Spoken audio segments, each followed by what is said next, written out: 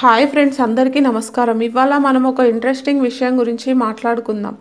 రామాయణం మనందరికీ తెలుసు కదా. రాముడు, సీత, లక్ష్మణుడు, హనుమంతుడు వీళ్ళందరి కథలు మనకు చిన్నప్పటి నుండి తెలుసు. కానీ సీతమ్మకు ఒక రహస్య సోదరుడు ఉన్నాడని మీకు తెలుసా? షాక్ అయ్యారా? నిజంగానే ఈ విషయం చాలామందికి తెలియదు. ఈ మిస్టరీ ఏంటో ఇవాళ చూద్దాం. ముందుగా సీతమ్మ పుట్టుక గురించి మాట్లాడుకుందాం. సీతమ్మ భూమి తల్లికి పుట్టిందని మనకు తెలుసు. జనక మహారాజు పొలం దున్నుతుంటే నాగలికి తగిలి ఒక పెట్టె దొరుకుతుంది. అందులో సీతమ్మ ఉంటుంది. అందుకే ఆమెను భూమిపుత్రి అంటారు. కానీ అసలు సీతమ్మకు ఫ్యామిలీ ఉందా? బ్లడ్ రిలేషన్ ఎవరైనా ఉన్నారా? ఇక్కడే అసలు ట్విస్ట్ ఉంది. సీతమ్మకు ఒక సోదరుడు కూడా ఉన్నాడు. అతని పేరు భూమితేజుడు. పురాణాల్లో అతని గురించి కొంచెం ప్రస్తావన ఉంది. అతను కూడా భూమిదేవి పుత్రుడే. కానీ రామాయణంలో అతని గురించి ఎక్కువ చెప్పలేదు. పురాణాల ప్రకారం భూమితేజుడు ఒక గొప్ప యోధుడు, భూమిని కాపాడేవాడు.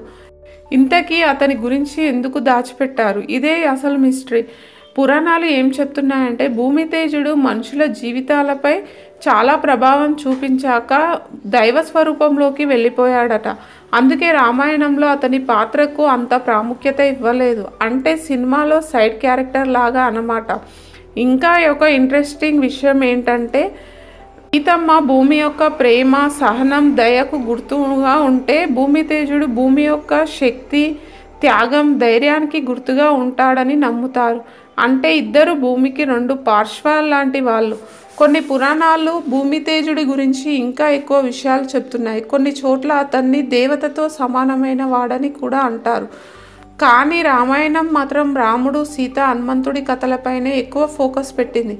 కాబట్టి భూమితేజుడి కథ వెనుకబడిపోయింది. ఈ విషయం తెలుసుకోవడం వల్ల రామాయణాన్ని మనం కొత్త కోణంలో చూడవచ్చు.